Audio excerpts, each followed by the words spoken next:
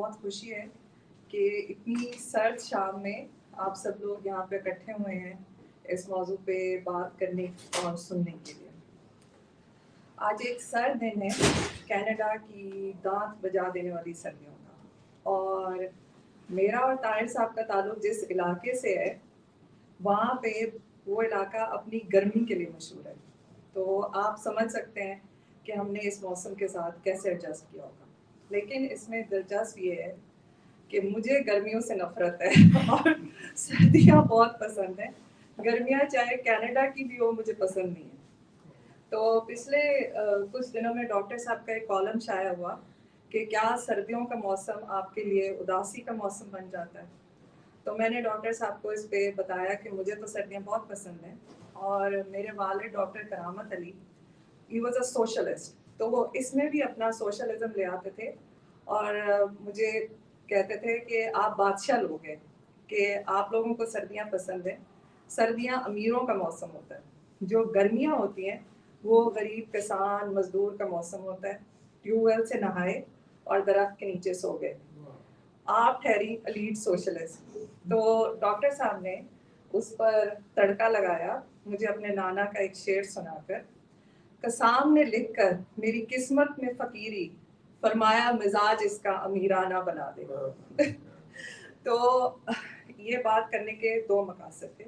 एक तो ये कि आप 4-5 साल कनाडा रहे तो थोड़े से काठे अंग्रेज बन जाते हैं, वेदर के बारे में आपने सबसे पहले कमेंट करना होगा। दूसरा ये कि साउथ पंजाब सिर्फ गर्मी के लिए मशहूर नहीं है, अपनी गुर्बत और ख़ासकर ख़वातीन में नाखवानदगी के लिए भी मशहूर है। इसलिए मैं इस मौजू पर बात करना चाहती हूँ, लेकिन ये मैंने लिखा हुआ अंग्रेज़ी में है तो आप सब लोगों को उसी में सुनना पड़ेगा। So the topic of women education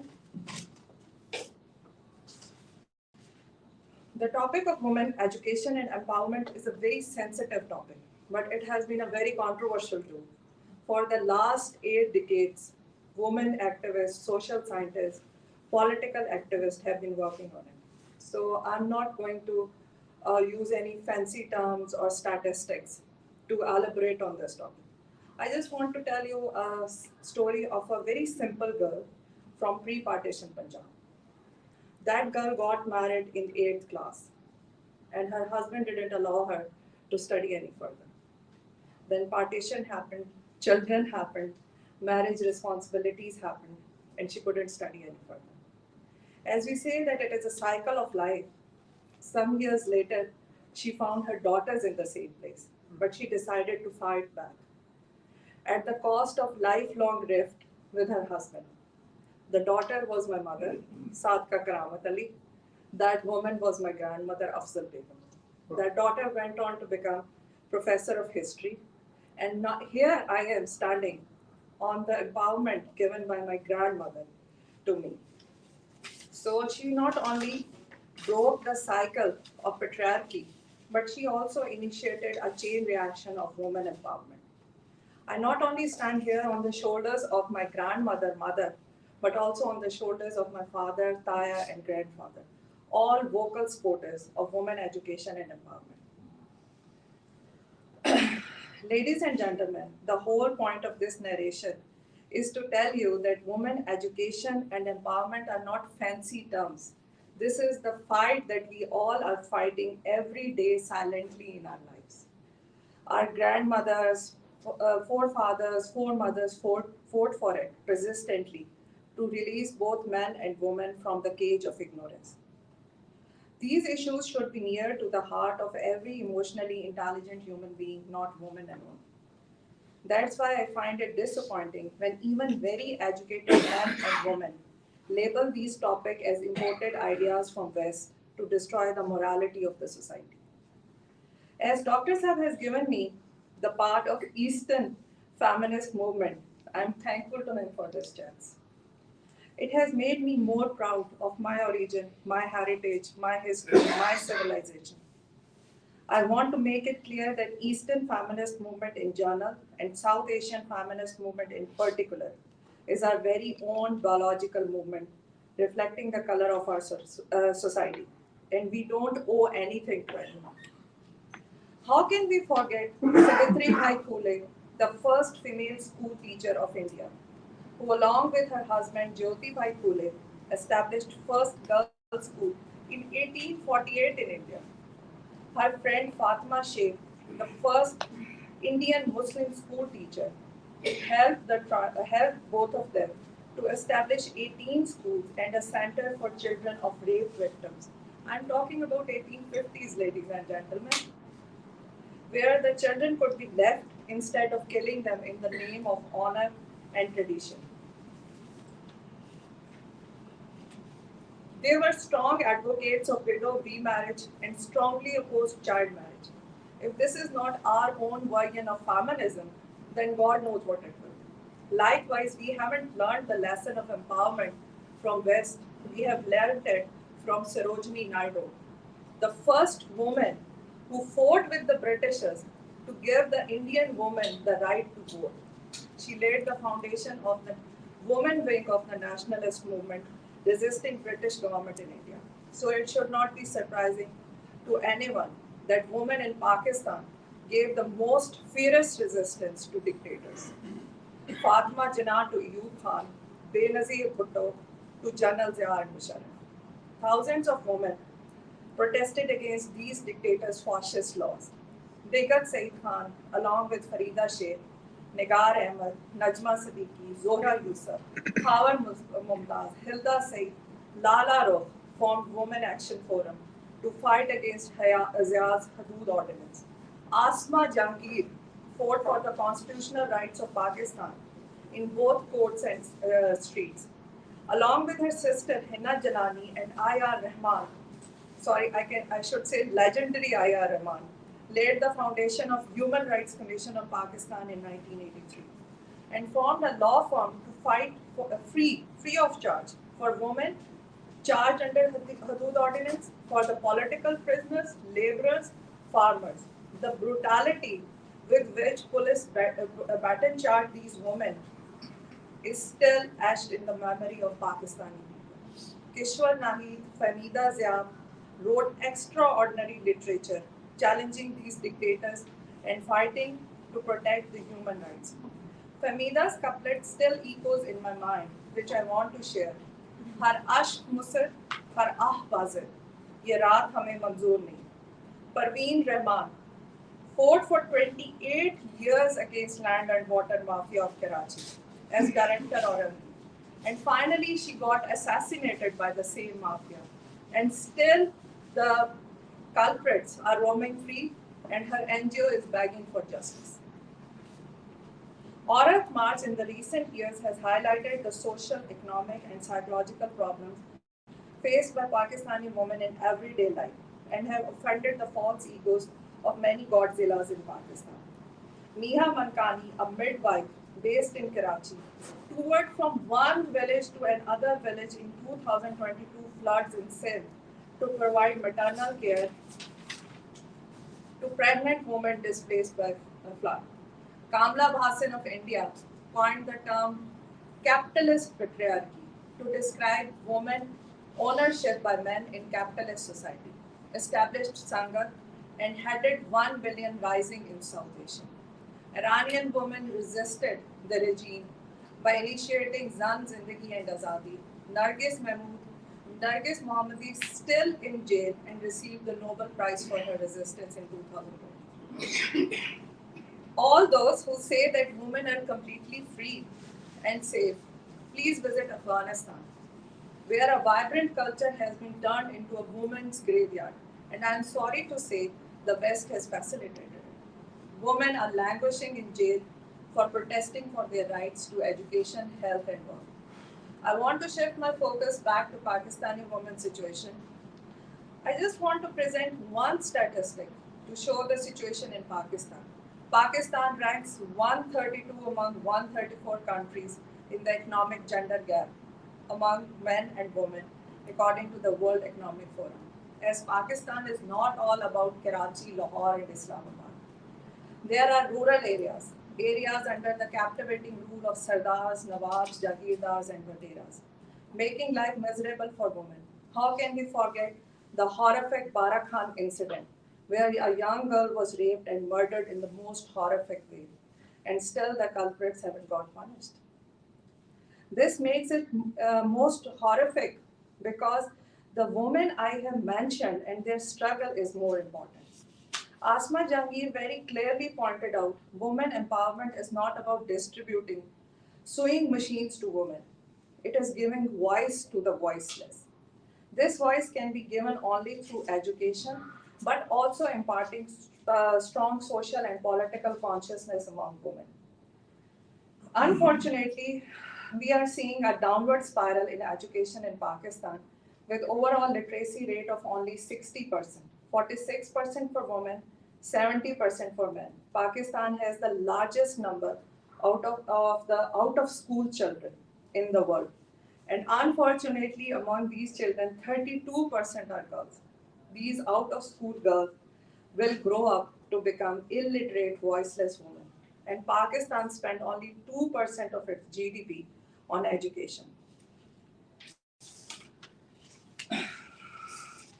South Punjab, from where I belong, has the literacy rate of only 40%, and in women it drops to 35%. Patriarchy, poverty, government incompetence has played a massive role in this disaster. Many individuals from this region has tried to stop this trend of ignorance. The brightest example of this is of Sardar Kode Khan, who in 1894, just imagine, donated 1,375 acres of his land to Muzaffargarh Education Board. Even after 100 years, not a single penny is spent on education. The whole land has been grabbed by the land mafia, and the revenue gets distributed among the corrupt officials. My father, Dr. Karamat Ali, established Pakistan Teacher Forum in collaboration with UNICEF Pakistan, trained the teachers of the rural area, especially female teachers, and he was famous to supervise PhD research of women from the rural areas. But all these individual acts and NGO work need to have a long-term government support, which we lack. And therefore, we are failing in this department because all this work, NGO and individual acts have their limitations. Ladies and gentlemen, these are not stories, but are account of living real men and women who are ordinary people like us, but with extraordinary vision and courage, who have given their entire life to safeguard the rights of children of lesser God. And due to their tireless efforts, women are speaking up for themselves. It's the world who needs to hear them. As Arundhati Rai observed, there is no such thing as voiceless. There are only deliberately silenced one or preferably unheard one. Women empowerment can only be achieved if the world around the woman comes out of its prejudices and stop forcing women into the mold of being a good woman. They have created for women to pressurize them. Women are rising, and it's time for the world to accept women as they are. I just want to share a few lines of Maya Angelou. You may written me down in history with your bitter twisted lies. You may trod me in the very dirt, but still like air, dust I rise.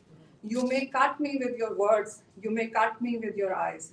You may kill me with your hatefulness, but still like air I will rise. Out of the hearts of history's shame I rise. Up from the past that's rooted in pain I rise. Leaving behind nights of terrors and fear I rise.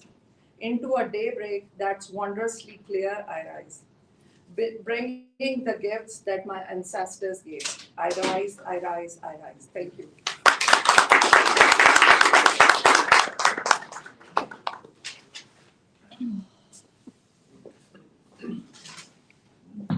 Thank you सारा जी।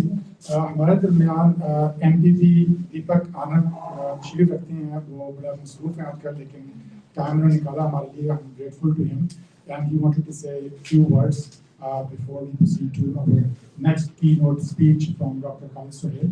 Welcome Deepak Anand ji.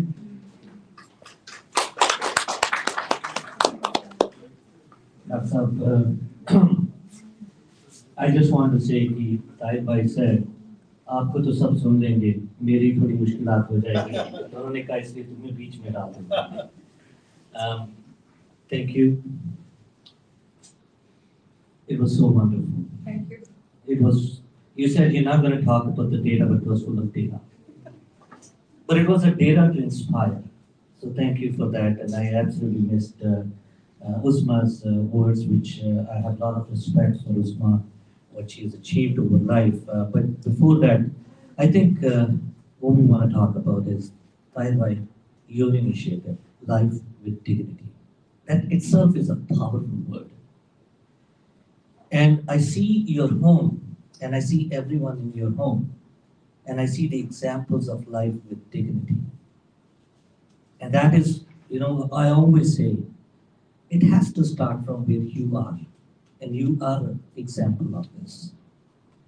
I just want to say a few words, and not a political speech, and I'm not an activist as well. I still remember when I was growing up and I was a child, and we were taught small stories. And one of the story was somebody took this child to a Guruji, and Guru asked that Guruji, tell him not to eat sugar. And Guruji said, come back in 2 weeks. They went back after 2 weeks and he told the child, do not eat sugar. And the woman was upset. She said, it took me almost an hour to come here. And if you had to say this, you could have said last week. He said, no, last week I was eating sugar. What I want to say is, I think when we talk about life with dignity, it has to start from us first, whether you're a man or a woman. A small example, whether you live in the Eastern world or the Western world, you see a single woman, you see a separated woman, you see a divorced woman, you immediately go to her character building. Whereas, the reality is that woman is actually an example of life with dignity. Because she broke the barrier. Because she could not handle the life which she was in. And she chose the life with dignity. But we could not give her that respect. So I just wanted to say this. Like that Guruji, when I talk about the life with dignity, this is what I believe first is to respect each and every woman, and respect those who take decisions, and respect those who have not taken a decision, because they are also, even though they are suffering, but they are also somehow want the dignity of the family over themselves. So I just want to say this. Thank you, Taiwan, for this initiative. Make it more meaningful. Let's find those women. Baji talked about all these wonderful women in the world, but let me tell you, those are leaders. Those are like, salt in that flour. We need to look at the rest of the 95%. And those who are in this room already are the leaders, and they have that responsibility. So thank you again for coming. Thank you for taking time out. But let's not leave this here. Let's help Taiwan to build more meaningful, not just conversation, but the results also, so that many more people can live life with dignity. And before you clap, big round of applause for my Bhabhi Sabrina. Thank you so much.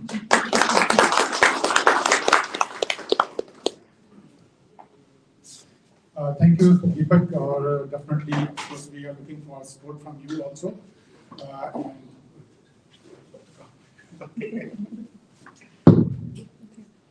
That's how, if you don't mind. Yeah, that's okay. All of you. All of you can come, please.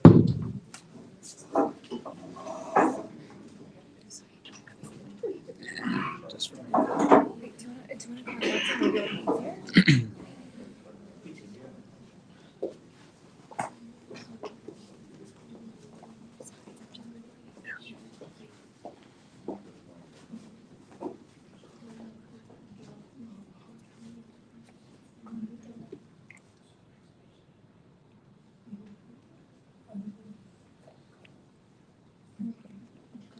Thank you. Sorry about that. Thank you. Okay. Thank you very much.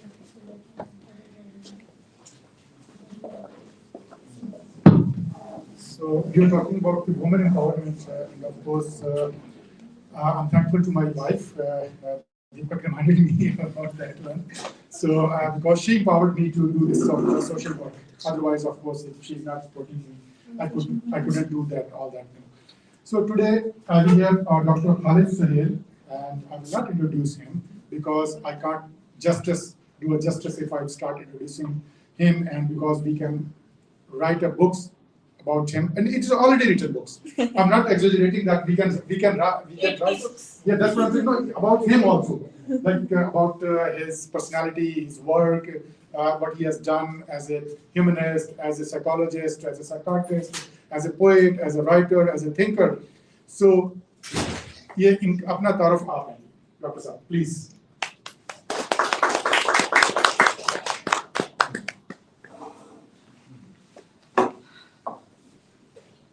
Thank you very much, Rao, for organizing. I think you are a source of inspiration to help bring people together.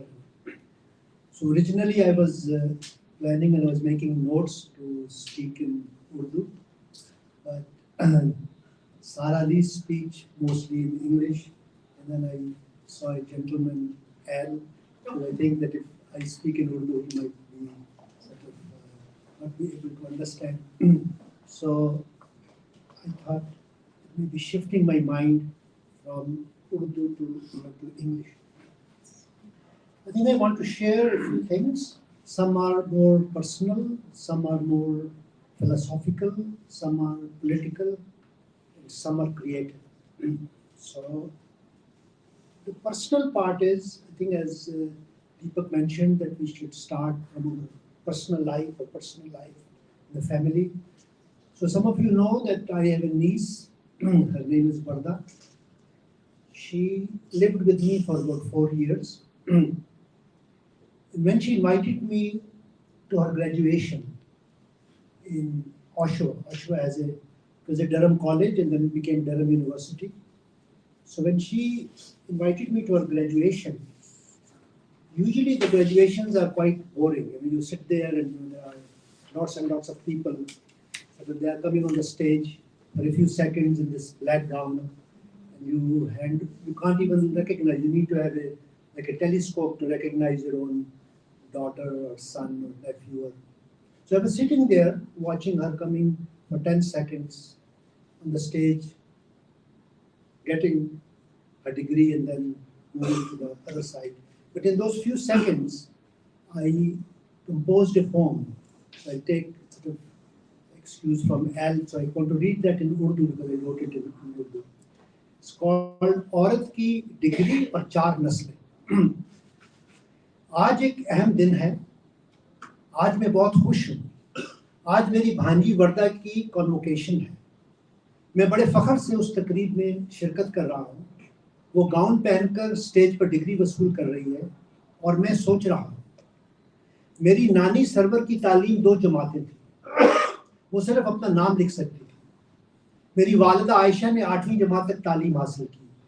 उन्हें पढ़ने का बहुत शौक था, लेकिन उनके रवायती वालिद और भाई ने कहा, तुमने शादी करनी है, बच्चे पैदा करने हैं, खाना पकाना है, सिलाई करनी है, ज़्यादा पढ़ाई ना करो, रिश्ता मिलना मुश्किल हो जाएगा. मेरी बहन नंबर की 11वीं जमात में शादी कर दी गई. उसे ससुराल भेज दिया गया. वो बच्चे पालती रही और सारी उम्र हूर, ज़ेब-उन-निसा और ख्वातीन डाइजेस्ट के अफसाने पढ़ती रही. मेरी भांजी वर्दा कनाडा में 4 साल मेरे साथ रही. वो कॉलेज गई. उसने बड़ी मेहनत से डिग्री हासिल की. आज मैं उसकी ग्रेजुएशन की तकरीब में शिरकत कर रहा हूँ और सोच रहा हूँ कि हमारे ख़ानदान में औरत को एक डिग्री हासिल करने में 4 नस्लें लग गई.